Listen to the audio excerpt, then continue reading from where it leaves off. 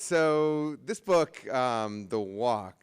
So I started writing this book really before I started writing. It was part of the first book, in fact. The first book I wrote was called The Food Lab, and it was based on a column I was writing for Serious Eats, which is a food website that is still it was around in the early days of food blogs, and is still around today and still does really remarkably good recipe work today.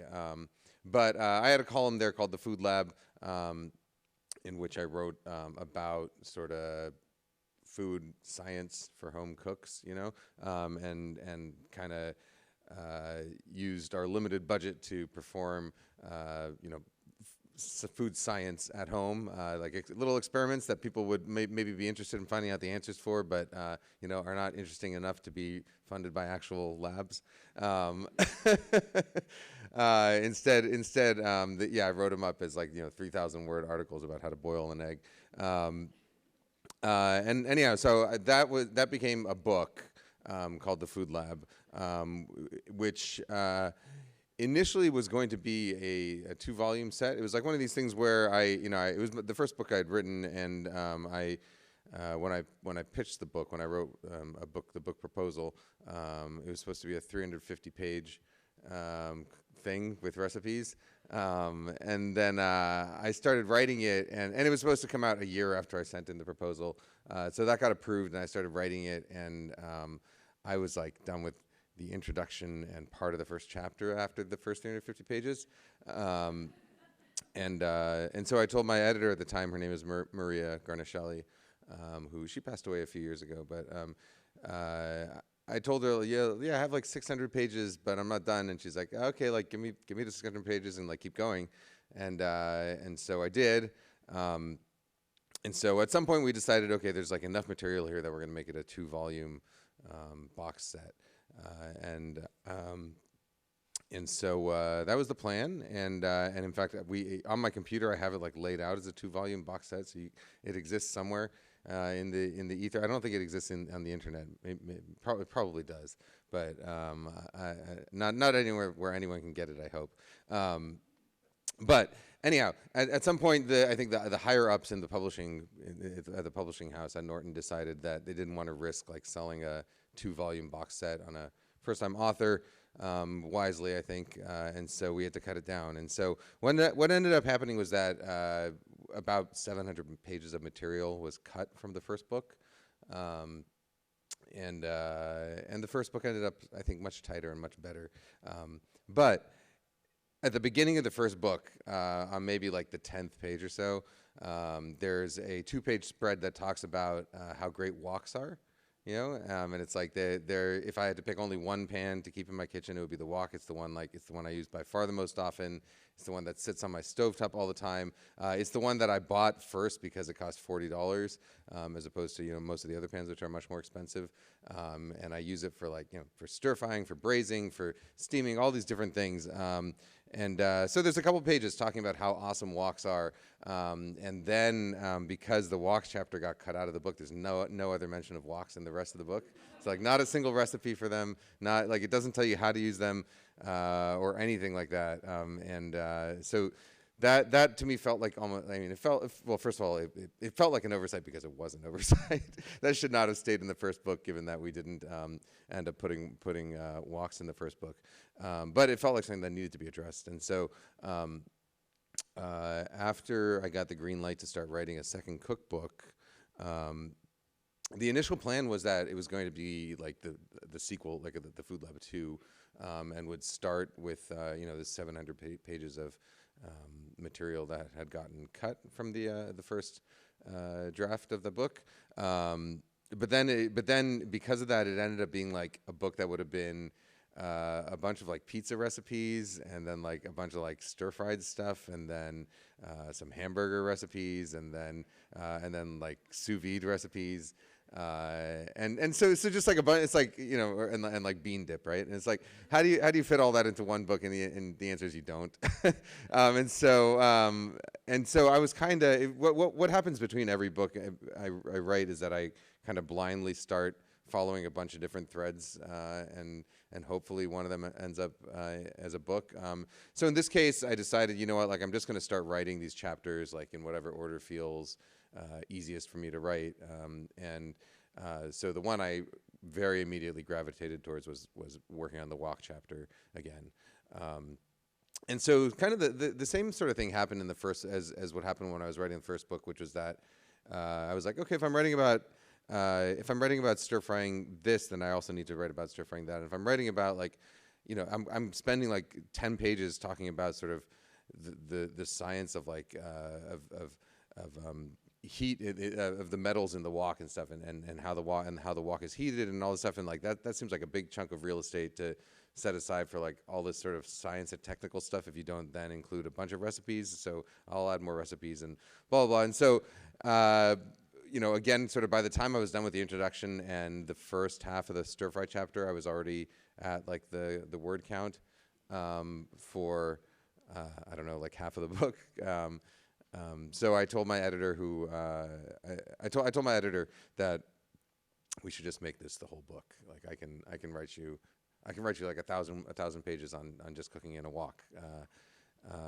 And she seemed excited by that, and so that's what I did. It was a very fun book to write, you know. So as I was mentioning at the beginning, the woks are, to me, I think the most versatile pan in my kitchen. You know, I bought a wok at a Target when I was in college for $40. I can't remember what the brand was, but I had, you know, it's a carbon steel wok, 14 inches, flat bottom. It happens to be the same, like what I would recommend as a wok that anyone should buy today. You know, like for carbon steel, 14-inch flat bottom. That's what I would buy today now, because it's sort of proved so versatile. You know, it's like I used it when I was living in college in like a dorm, you know, and then I used it when I was living with two roommates, and we used to have like dinner parties and stuff. And then I used it when I was working as a test cook, and then I used it like when I got married and we had a family and we started having dinner parties, and now I use it to like feed, you know, my kids and stuff. And it was actually just after the book was published, was, you know, it was like literally like within a week after the book was published, I was using my wok, and it developed like a little leak near where the handle is riveted. So I was like making stock in it, and I could just see this like little bead of stock pooling up on the outside of the wok and then drizzling down. So I need to get that fixed, I guess. But anyhow, the wok had lasted for like 20-something years, which is, you know, about $2 a year for cookware, which is not a bad rate to rent at, I guess. So yeah, so you know, the wok, you know, I grew up not cooking really. Like my parents, you know, my mom is from Japan. She's a Japanese immigrant. She moved here when she was a teenager, and she cooked at home, but she didn't really love cooking. She cooked at home mainly because I think, you know, she saw it as important for us all to sit and have a meal as a family, which I do think is very important. But she didn't enjoy cooking, and now that her kids don't live at home, she doesn't enjoy cooking at all. And so food for us, like we didn't. You know, I didn't grow up with, you know, we ate some Japanese food growing up. We ate a lot of my mom cooked a lot of, you know, New York Times recipes and kind of like Betty Crocker type recipes as well. So, you know, stuff that I think she kind of felt she wanted us to have some Japanese food, but she also wanted us to really understand like what American food was. And so, you know, so I didn't grow up with like recipes that I learned, like family recipes that were passed down. And I certainly didn't grow up really knowing how to cook. And so when I went to college, like I didn't know how to cook anything like intuitively. I couldn't just walk into the kitchen and start cooking anything. My main cooking education came from a couple places. Like, so up until that point, it was watching TV. You know, it was watching like PBS shows, and then later on, finally, like when the Food Network came out, watching a little bit of early Food Network. But I didn't start cooking until I got my first cooking job, which was like a summer job that I got after my sophomore year of college. Like I was basically looking for. I was changing majors. I was a biology major. I decided I didn't want to work in biology. The lab work I found to be a little boring.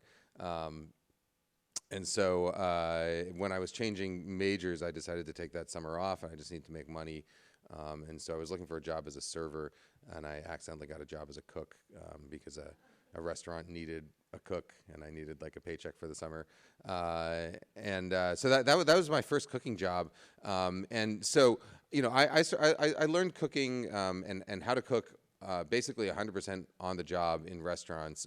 And there's a lot of ways in which cooking differs when you're cooking at home versus cooking at a restaurant. So when I finally transitioned, I worked in restaurants for a number of years, and when I finally transitioned from restaurant work to test kitchen work, the biggest learning curve I had was like trying to think like a home cook, because I never experienced that. Like, I didn't cook at home very much growing up.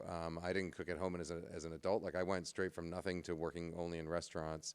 And so being able to then think about like, all right, well, this is like what we do, what our goals are in a restaurant. Like, how does that differ from what a home cook's goals are? And how does like the type of equipment we have differ? How does the type of ingredients we have differ? Like, that was sort of the biggest learning curve for me. And I think still the one that I put the most effort into. And in fact, I think the one that probably any sort of reasonable recipe developer would probably put their most effort into is really making sure that you understand what a home cook is sort of looking for, and how how your perspective is not the only important perspective, and making sure that your recipes are sort of adaptable to that. So case in point, the wok, for a long time, my knowledge of say Chinese food, right, came from I didn't grow up in a Chinese household. I grew up in New York, and so we went to a lot of Chinese restaurants. Like, my dad was a Chinese restaurant fanatic, so we went to a lot of restaurants. But that's a very specific experience, right? That's mainly like you're getting like Hong Kong and like Cantonese style Chinese food, at least like in the 80s and early 90s. Maybe a little bit of Sichuan food, like going into the 90s, you're getting, and then you're getting Chinese American food. And so, for a lot of people, like myself included, I think a lot of people who grew up in my generation in the U.S., like who didn't grow up in Chinese households, like my perception of what Chinese food is strictly relegated to like what Cantonese style restaurant food is, which would be sort of like thinking like, all right, like the only experience you have eating, say, beef is like going to like a Peter Luger's steakhouse, right, where they're cooking like a specific cut of beef using restaurant style equipment, which is different from what you cook at home. And so for a long time I was under this impression that I think a lot of people still are, that in order to like properly cook in a wok, you need this like crazy hot burner. You need this like giant inferno under like what they use at restaurants in order to get that sort of that wok flavor, that smoky flavor. But then when you sort of actually like stop and think about it, you're like, wait a minute, like, but there are like, there's literally like hundreds of millions of people who are cooking with a wok every day, and not every one of them has like a restaurant inside their kitchen. So like that can't possibly be true. And it turns out, of course, it's not true. It's just like it really, I think the analogy of like a steakhouse really works. It's like, if you want the specific style of experience that you find like at a specific type of restaurant, then yes, you get yourself like an outdoor wok burner that can get to like 120,000 BTU, and then learn how to use it properly, and then you can recreate what you can order from the restaurant down the street, if you'd like to do that. But the vast majority of what people do in woks every day, doesn't require any of that, and is stuff that's like very, very suitable for home cooking. So anyhow, I don't remember how I started talking about this. We were talking about home cooking, talking about going to Chinese restaurants with my dad. Yep. Went to a lot of Chinese restaurants with my dad. So one of the dishes in this book I would like to talk about. So there's a dish, a recipe in the book for Cantonese style salt and pepper shrimp, which is a dish that we ate growing up. So there was a restaurant in the on the Elizabeth Street Mall in Chinatown in New York called Phoenix Garden. That was around in the mid '80s, and a Cantonese restaurant, and they had really really great salt and pepper shrimp. So basically, like you have these like jumbo shrimp head on that are butterflied, but the legs are left intact, and then you kind of dredge them in this salt, white pepper, and ground white pepper and toasted salt mixture with some starch, and then you flash fry them, and then you stir fry them with like chilies and garlic.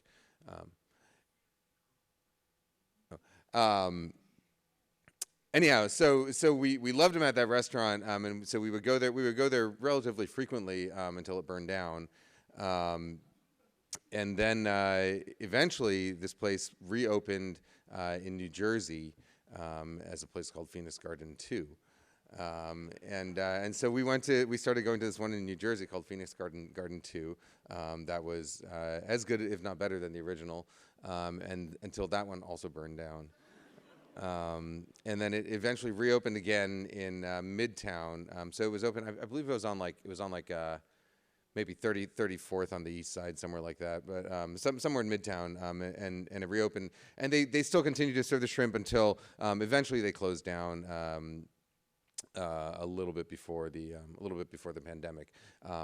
But this particular shrimp dish, when I was working on the recipe for it, one of my goals was to get some of this wok flavor in there, right? You know, that smoky flavor in there, and so I was doing these experiments at home where I was trying to see sort of what gives that actual flavor, what are the elements that give that flavor, you know, one of the hypotheses I had was that there's something in like when you have a well-seasoned wok, when you have like something that's carbon steel or cast iron, that there's something in the polymer layer that is vaporizing and getting onto your food, and that's part of it. And so to test that, I was taking some salt and putting it inside the wok, elevating it on like a stainless steel spoon, so like a non-reactive spoon, elevating the salt off the bottom, and then putting a lid on it and heating it up until it got kind of smoky inside, to see if the salt would pick up any of that sort of smoky flavor. And it turns out, yeah, you can make like this kind of smoked salt that doesn't taste smoky the way that like wood smoke does, but it tastes smoky in the way that the smokiness of cast iron or carbon steel wok does. So anyhow, that dish we end up using. I end up using this smoked salt along with. I'm just going to go on a long meandering train of thought here, by the way, because I just realized, because now we can also talk about Szechuan peppercorns. So in that dish, we use it's a combination of smoked salt that I grind up with Szechuan peppercorns and white peppercorn. Back in the day when we had it like in the late 80s and 90s, we didn't have it with Szechuan peppercorn here because Szechuan peppercorns weren't they were banned for import because of fear of parasites, and so for a long time you couldn't get Szechuan peppercorns, which is one of the signature flavors of Sichuan cuisine, mala, like one of the numbing part of the numbing hot spice combination.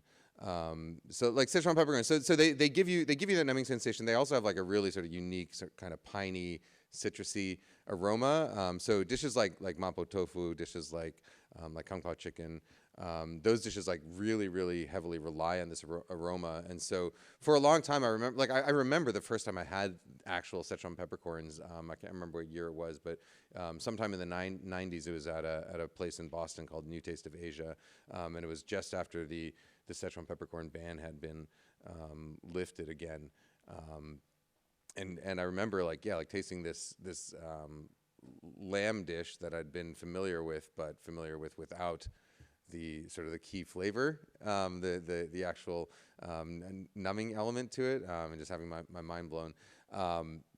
That flavor. So I don't know if everyone here is familiar with Szechuan peppercorn, but it has this effect on your mouth where it feels almost like your mouth is getting an electric shock, and so there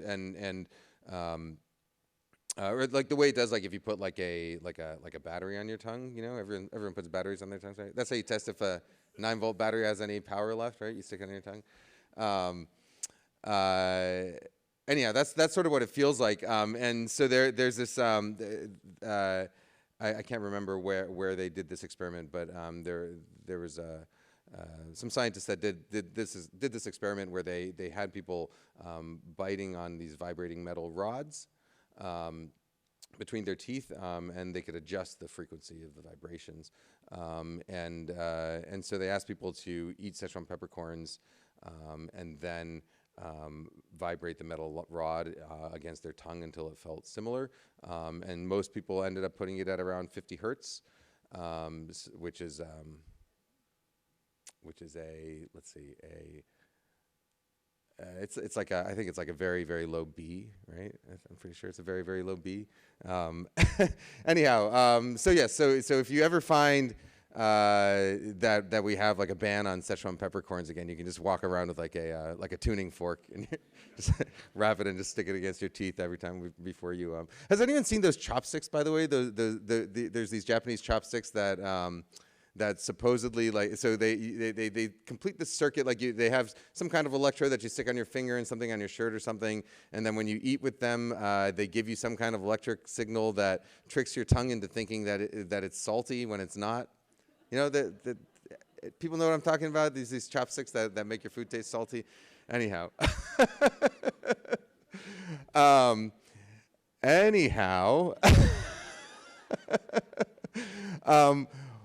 Yes. So okay. So jumping back, where are we jumping back to? Oh, right. Okay. So jumping back to post restaurant years, you know. So getting into and if anyone finds this fascinating, you're welcome to stay. If you find it boring, you're welcome to not stay.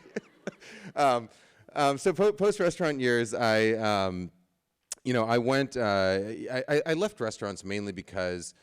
Well, it was a number of reasons. Partly it was sort of the environment of restaurants. You know, like your goal in a restaurant is very different from your goal in, say, in like a recipe development environment. You know, in a restaurant, the goal is sort of consistency and efficiency, and and cooks are basically seen as machine. You know, like cooks would be replaced by robots if they could be, and probably will be soon at some point.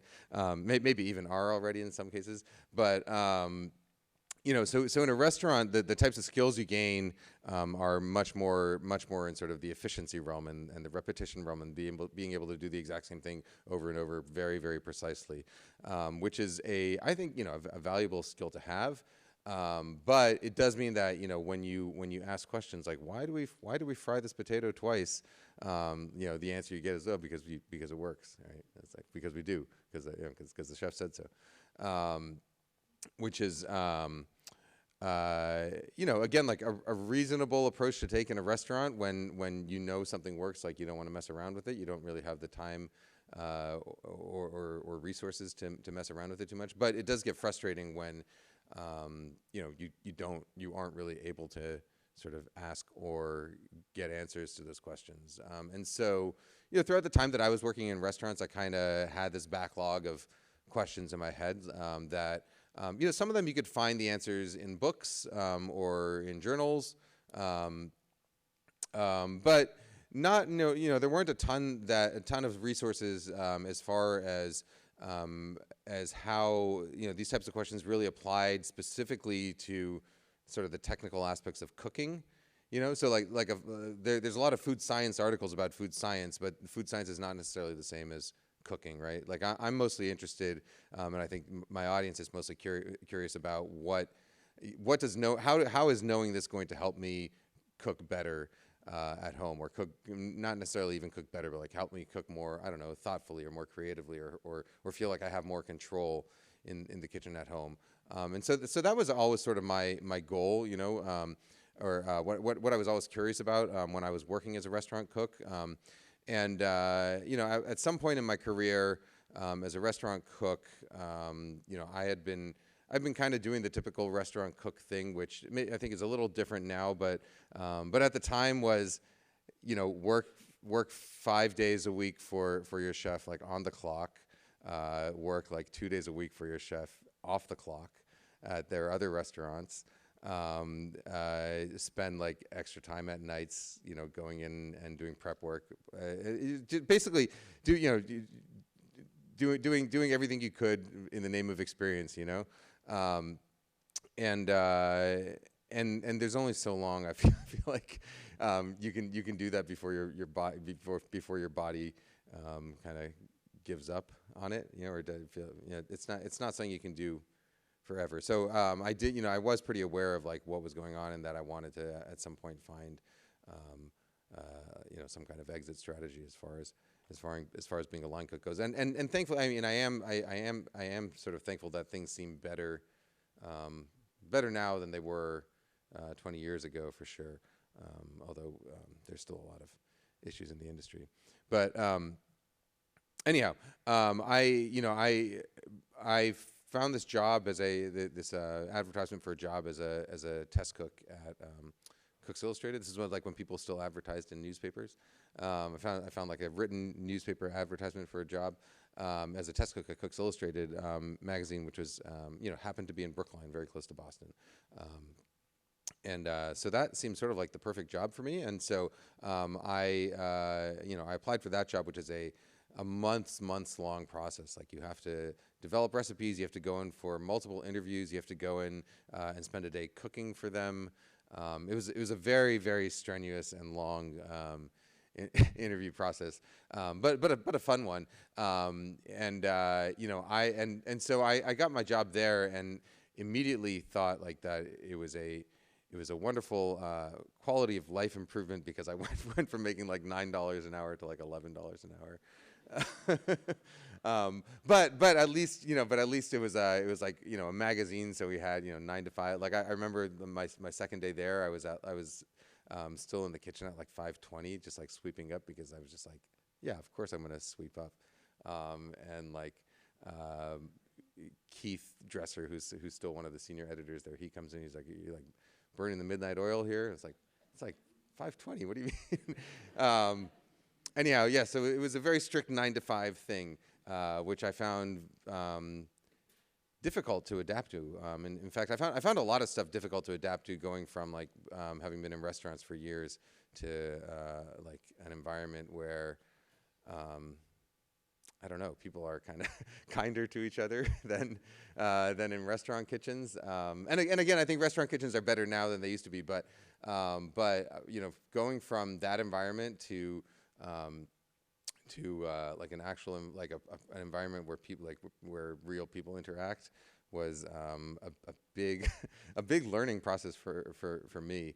And one I still sometimes find myself like just like dropping back into restaurant mode. You know, it's like you inadvertently find yourself like getting annoyed if the person in front of you is like taking up a little bit too much space in the aisle and like not making it clear which side you should pass on. You know, or if like someone comes up behind you without saying that they're behind you. I mean, I try not. It's a lot easier now that you're forced to get over that when you have kids, because they never announce. I mean, I guess they announce themselves in some ways, but they can also like go into stealth mode when they feel like it. Anyhow, so at Cooks Illustrated, I found the environment there was wonderfully supportive of. If you want to answer a question like this, like take all the time you need. You know, it's like I worked on a pie crust recipe there in like 2008 or so, or 2007, and it was the first time I'd ever made pie crust in my life. And so they asked me to come up with a new way to make pie crust, and I was like, all right, I don't even know the old way to make pie crust. No problem. But it was cool because I was like encouraged, like, all right, like, well, you don't know how to make pie crust, so like go and find out how to make pie crust, and like go find every recipe you can, every resource you can, and like make it every way that you find it, which is what I did. And then and then it's like I had a bunch of questions, like, okay, well, like these books say that like the humidity can affect the pie crust, and so like, you know, on humid days you're probably not going to use as much water, and so it's this kind of wishy-washy thing, like, do I really need this much water? Do I need that much water? And so like that often adds like to the complexity of the recipe. It's like you're it's a way for the recipe writers to like to get away with like it's like, okay, whatever percentage of the audience this doesn't work for, they're going to blame themselves anyway. So it's all right. So I wonder, it's like, oh, does it really make a difference? And so they're like, yeah, go. Well, I don't know. How could you find out? And so it's like, well, I'll build a big box that I can control the humidity of inside. And so I did, with like complete with like the gloves that go in and stuff and everything. And so I made pie crust in this box that we got extremely dry and extremely humid. It doesn't make a difference. How you store your flour can make a difference, but most people store their flour like they come from sort of an air-conditioned supermarket where they've been sort of conditioned on the flour gets packed in paper bags because it needs to breathe on the way from its packaging on the way to the supermarket shelves. But it's in controlled environments for pretty much that whole time. And then most people, when they get it home, they're either in a controlled environment or they're in like they put it in a bin anyway. So it's not really going to change much. Anyhow, the point is you don't have to worry too much about the humidity when it comes to your flour. The other point was that I found like a really cool place to work where I was sort of encouraged to do all this stuff. The one problem I had with at Cooks Illustrated was that I don't know how many of you are subscribers to it. It's also changed over the years. This was I guess 17 or 18 years ago when I started there. It's changed a lot over the years, especially now that my friend Dan Souza's in charge as opposed to Chris Kimball, who's doing his own thing. But the one thing about Cooks Illustrated is that the writing all just sounds like Cooks Illustrated writing, which is like it's very Cooks Illustrated writing. It's like it's like what I always called it, like the Cooks Illustrated sausage grinder. And later on, as like an editor there, I was like one of the gears in the sausage grinder. But the Cooks Illustrated editorial sausage grinder, where it's like no matter what someone writes at the start, it goes through this process and it comes out as like Cooks Illustrated sausage on the other end, which is like a tasty, functional, 80% of the people who eat this sausage would eat it again type of sausage, but it's still just kind of the same sausage. And so, this was probably around, let's see, it's when my wife and I moved to New York, so it must have been like 2008 or 9, that I started writing like a couple things for Serious Eats, which at the time was a blog about like food news and like restaurant gossip and restaurant reviews in New York. And it was run by Ed Levine, who was a New York Times, a former New York Times writer. But I remember I sat down and I wrote an article about making Heston Blumenthal's hamburger recipe. I don't know if anyone's familiar with this. Heston Blumenthal, he's a chef from the UK. Had a restaurant called the Fat Duck. Oh, in fact, the Seattle connection. Chris Young, who was the chef at Modernist Cuisine and then started Chef Steps and now runs a hardware company called Combustion Inc. Chris Young, he was the development chef at the Fat Duck with Heston Blumenthal. Anyhow, Heston Blumenthal had this series on BBC4 called like In Search of Perfection, and he had this hamburger recipe that had like 30-something ingredients and took 4 days to make. And so I was working at Cooks Illustrated. I was working on a hamburger recipe at the time. I was working on a hamburger recipe, and simultaneously I was also my friend Brian Roof and I. Brian Roof was now the executive editor of Cook's Country magazine, but he and I were also planning to open a burger joint. At the same time, this was in 2008. So we were going to open a burger joint partly based on the research I was doing on this hamburger at Cooks Illustrated. And so with that, I'm jumping on another tangent. Everything's just a series of tangents. But the burger recipe there. So the one that ends up in Cooks Illustrated, you take meat, right, and you cut it into chunks. And I can't believe I got like 80% of people to say they would do this again, because I wouldn't do it again. But you take meat and you cut it into like 1-inch chunks, and then you spread them on a sheet tray. You put it in the freezer for like 20 minutes until they're like semi-firm, and then you put them in a food processor and you pulse them, and then after that. You don't touch them, like your hamburgers must not be touched by human hands until they're ready to eat. So you kind of dump them out onto like a tray with parchment, and you kind of gently mound them into little, into little hamburger shaped things, but you never lift them again. And then you pick them up gently with a patty, and then they fry in a skillet, and the fat renders out, and they end up like with all these like nooks and crannies, like really, really sort of like craggly, crunchy, delicious and unique hamburgers. Anyhow, we were going to open a burger joint where after you ordered your hamburger, it would go through a machine that would grind your meat for you, and it would come out as a patty, and then it would not be touched by human hands until you ate it. But anyhow, because of the economy in 2008, this did not happen, and he went on to now be the executive editor of Cook's Country, and I went on to quit to quit Cooks Illustrated and move on to Serious Seeds.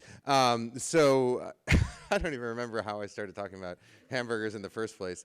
Oh, right. I was writing an article for Serious Seeds, and so after I wrote that article, I sat down and had lunch with Ed, and Ed who's now one of my closest friends, but he's always been an extremely honest guy, but he was like, I have this site, Serious Seeds is doing well, but I was talking with he was talking with Nick Denton, who was like the Gawker guy, but he's like he was telling me, well, there's only so far you can get when you're based on like New York, like you can only reach a New York audience, but like if you write about recipes, you can reach everyone in the world.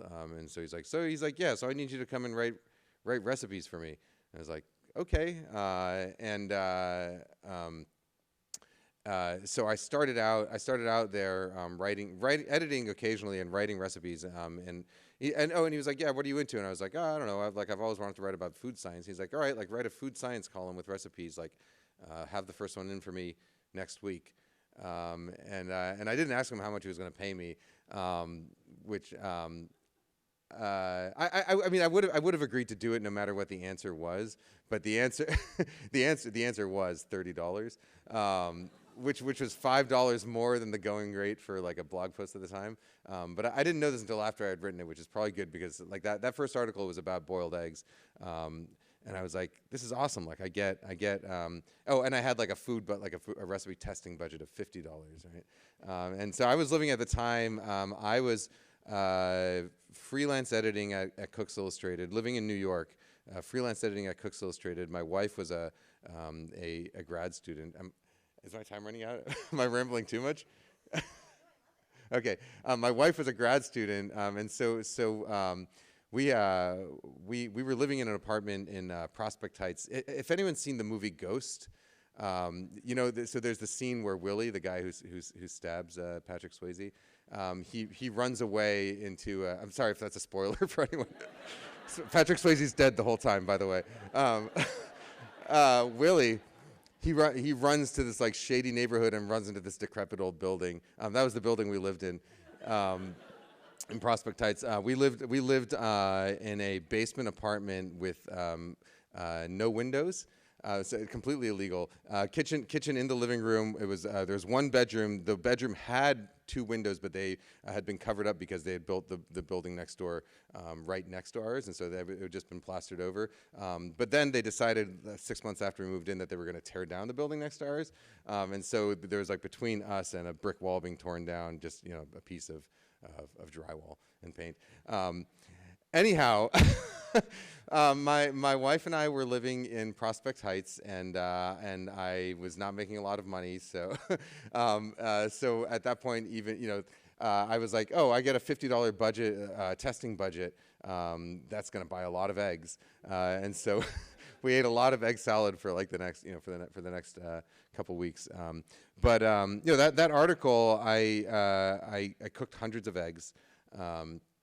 And then wrote like 3,000 words about boiled eggs, and I just thought like, okay, they're gonna edit this down to whatever, but then like nobody edited it down. They just like put it up, and I was like, this is what happens on the internet. Like I wrote this thing, and like yesterday, like it didn't exist, and today, like there's people reading it, which is it is a thing that happens on the internet, and especially back then, like things were so fast.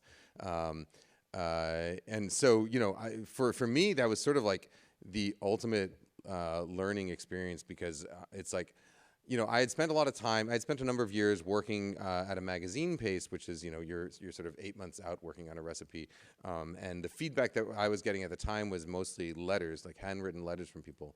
And so when I'm working on a recipe, we send it out to a bunch of people. They do a survey, at Cooks Illustrated, that is, they'll do a survey, so you get feedback on sort of what the recipe's like, and then later, after it's published in the magazine, if it was like particularly successful, people might send you an email, send you a handwritten letter back. But so to move from that to something like Serious Eats, where it's like, all right, I'm going to spend the week experimenting with this thing. I'm going to write up what I experimented on.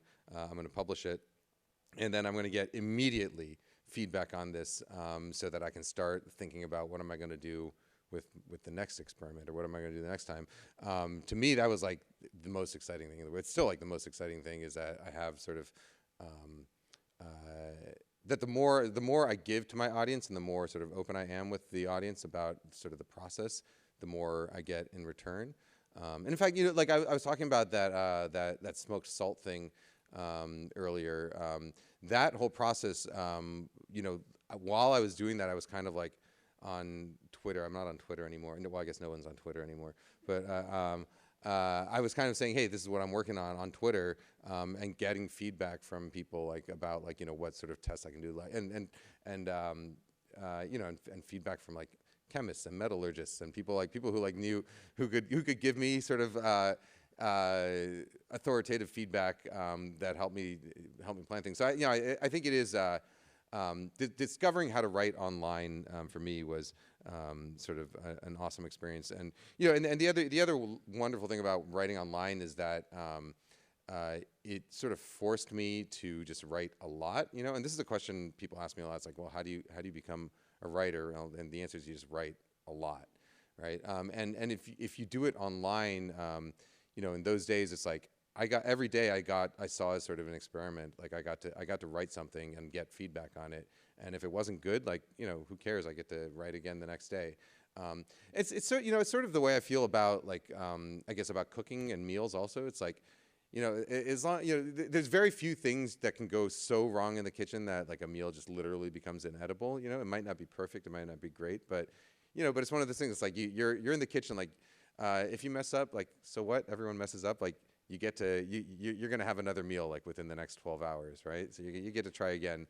And so anything where you get the opportunity to experiment and mess up, I feel like that's just like a blessing, And so I've been, if people who follow like what I do on video these days, I kind of I see video sort of in that same vein now, where it's like YouTube. I want YouTube to be a place where I can just try stuff and put it out there without like I've like some things are more polished than others. Some things like it's like I recently put out a thing before Christmas where I had like a videographer, and we had like microphones, and like I went on location to Beast and Cleaver, and so we had this like segment in there. But so I find it cool that like there's this platform now where I can experiment with different formats, with different with different formats, with different writing styles. Like I've done scripted stuff, I've done unscripted stuff, until I can sort of find a style that feels comfortable and right for me. And I feel like there's so many opportunities for people to just experiment with these things now and get feedback from like a real audience that you're kind of, if you're in this field and you're interested at all in that, and you're not experimenting with it, then like you're kind of shooting yourself in the foot, I feel. It's almost like I recently got on TikTok. A few months ago I was like, oh, TikTok, like this is where I draw the line. Like I'm not going on TikTok. Like I did Instagram, and like that's already gotten too confusing. TikTok, like I don't know what people are doing. But then I realized, like, like if I say I'm not doing TikTok now, like what's going to happen? What am I going to be doing in like 10 years? Like I'm just going to be like the old man who quit at TikTok. And I won't be able to talk to anybody, and I won't be able to connect with an audience. And so, like, I feel like why am I purposely digging myself into a hole? Like I want to be able to connect with an audience all the time, of course. And so whether that's through a magazine, writing letters in a magazine, or leaving comments on a blog post, or giving what do they give on TikTok? Is it likes? I don't even know what they give. Thumbs ups is. I don't know. Getting whatever it is. I don't know how TikTok works. I don't know. Giving whatever it is on TikTok. I feel like it's important to always stay sort of connected with an audience and experimenting. I have two questions for you. Mm-hmm. One is, you went from this program and then you pivoted into cooking. How did you deal with revealing that to your parents? Right. And convincing them that, hey, mom and dad, I'm gonna do this, And second thing, obviously cooking is your passion, and a lot of things about food is your passion. But sometimes if you spend a lot of time into passion, you can also start to hate it, right? Yeah. If you make it your work. So how do you deal with that also? Yeah, those are good questions. Okay, so the first question, how do I reveal to my parents? Okay, so it was easy revealing to my dad. My dad is just doesn't care too much either way. I think my dad was excited because I was working at restaurants in Boston, and he likes going to restaurants in Boston, and so he would like come to restaurants I was working at and drop my name and expect free stuff, which he would get. He likes that kind of stuff. So my dad was happy. My mom was different. Yeah, so my mom is Japanese, very, very typical sort of first-generation Japanese mom who had a certain vision of success for kids that did not involve being a cook. It did not involve being an architect either. Like just going from like a hard science degree to architecture was like oof. None of her kids became doctors or lawyers, but. Yeah, so it was difficult. I told my mom after I graduated, I was going straight into restaurants, and yeah, her reaction was, "Well, you might why are you doing that? Like, you might as well get a job at McDonald's because like a cook is a cook." And first of all, like I agree. I think they're like a cook is a cook, and there's nothing wrong with being a cook at a McDonald's. But I don't think she saw cooking as a viable career path for sure. And that was, let's see, that was in I got my first cooking job I think in 2000, and then I went full time in 2001. Things are different now, like and especially like 2001 there was like a little bit of like celebrity chef culture. There was like early Food Network stuff. Kitchen Confidential had just come out, so there was like this was like image of chefs as like rock stars. Yeah, like macho rock stars was like a thing. So there was some appeal to being a cook at the time, I guess, but certainly none that had spread to my mom's generation. And to be honest, it took a lot. Like she was not really happy with any of those decisions until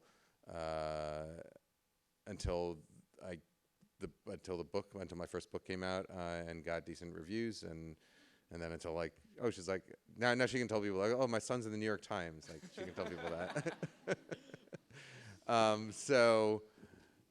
My answer is be respectful of your parents, but do what you have to do. And then I'm sorry. And then the second question again was. When you work on your passion. Oh, right. Okay, the danger of a passion turning into a job. That is definitely a big danger, and I think part of it comes down to making sure you identify what part you're passionate about. And so for me, I actually think the cooking is not really the part I'm passionate about. Like I love cooking, and I love sort of the fundamental acts of cooking. And so that part, like I don't get tired, like the acts of cooking. I think the part I'm actually passionate about is more the communication and element of it. So like I could be. I feel like I could be writing a book about, like, I don't know, wooden toys, if I just had happened to, get a summer job as a toy maker instead of a cook. So that's the part that's my passion, and that's the part that I do try and like consistently allow the freedom to feed. So talking about just being able to have a place to experiment with writing voices, and so I guess the creative parts, like the explaining things, whether it's via writing or video or or audio or whatever format medium I'm working in. But having the freedom to experiment with those and making sure that I sort of make career choices along those lines. So like moving from restaurants to Cooks Illustrated, that was a career choice decision, mainly to get sort of better hours, but also sort of afford me the opportunity to answer some of these questions that I wanted answers to, and sort of it just seemed like a more viable way to stay in the industry. But then basically every career choice since then has been, is this going to give me like fewer bosses or or like more freedom or less freedom? Like, am I going to be able to continue feeding my passion in a way that it feels organic and makes me excited to do it, because I feel like that's when I do my best work. So yeah, working towards fewer bosses has always been my goal. I love it. There's a question up at the top here. You seem like speaking of passion, you seem like a very passionate, successful person. And I was wondering about your work ethic. Like, do you find that you ever enter a hyper-focused flow state, maybe when you're writing or cooking, or are you more like scatterbrained? I know you've taken us on a really long journey of tangents, which has been awesome, but like even maybe, I don't know if you ever edit your own videos or you send them off, but like, what's your work ethic like, your style? I could have a more efficient workflow for sure.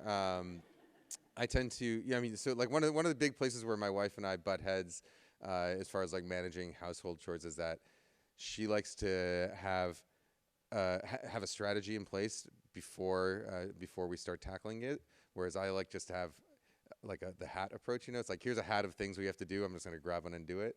And I kind of am the same with the writing, which makes the most difficult part of writing for me is the organization, especially when it comes to books. Like doing one-off videos and one-off articles, like that's really easy these days. Like that I feel like I have a ton of practice doing. It's just that just rolls out. But like right now I'm working on a new book. And figuring out what of all these like million ideas, what can be shaped into a book, and then how to organize that book in a way that's useful to people, and like what balance I need to strike between what's like, what's most interesting to me versus what potential sort of target audience would want, like sort of how to weigh those things out.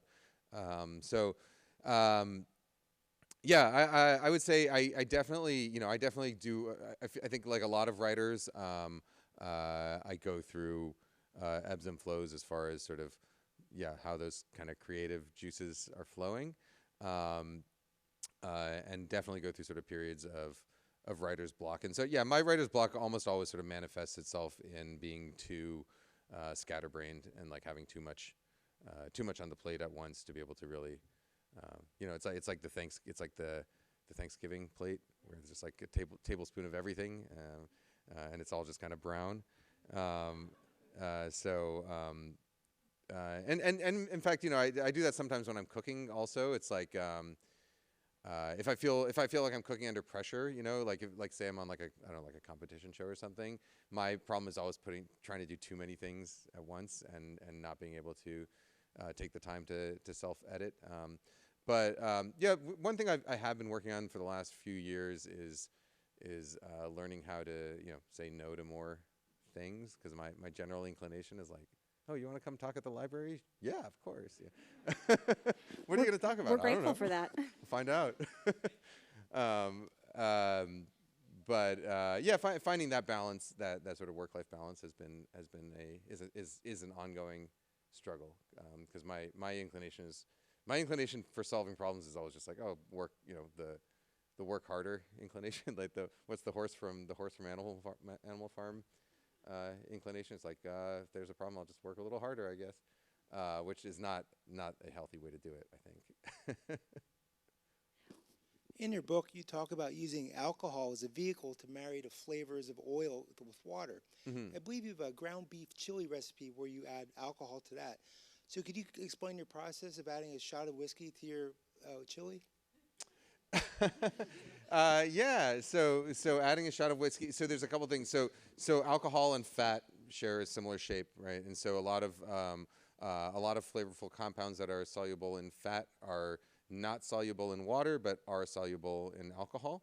And so certain flavors that you get from some of the spices or flavors that you get out of the fat and meat will distribute more evenly when you add alcohol to your pot than when you're using just plain water. And then also because it's more volatile, you get more steam, you get more vaporization coming out of out of the pot itself and making it up into your nose and carrying more stuff with it. And so you get a little bit more, a little bit of a fuller flavor when there's a little bit of alcohol in that mix.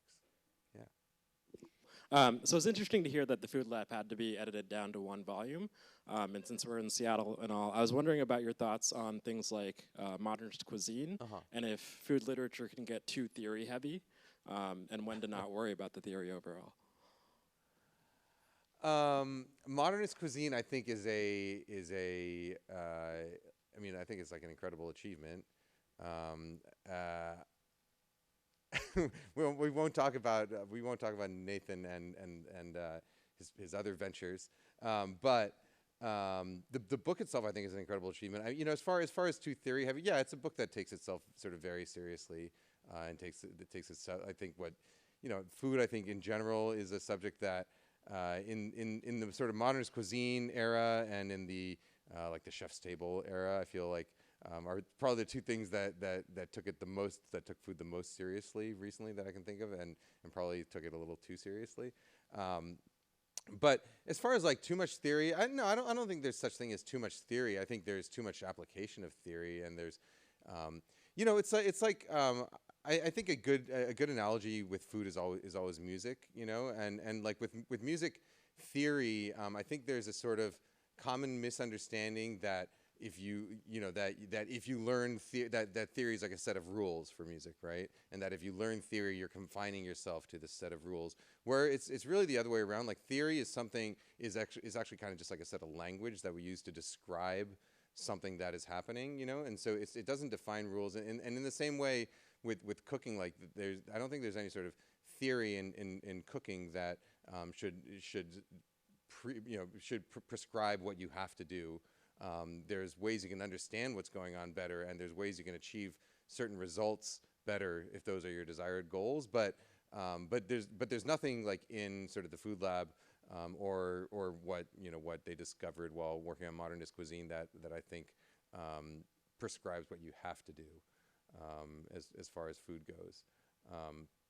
So I don't think there's such thing as too much theory. I do think the newest book, Modernist Pizza. I don't know if people are familiar with Modernist Pizza, but I think in some ways they miss some of the elements of what makes certain pizza styles those pizza styles, because there is a sense of like it's like we were so preoccupied with what we can do and didn't stop to think what we should. Element to the pizza to the pizza book, I find. But again, it's like I think they're pretty well aware. Like I think it's all kind of tongue in cheek, and they're pretty well aware that making a ridiculous over the top pizza is not something that people are really looking to do at home, but it's more sort of an interesting thought experiment. I think they're pretty cool books.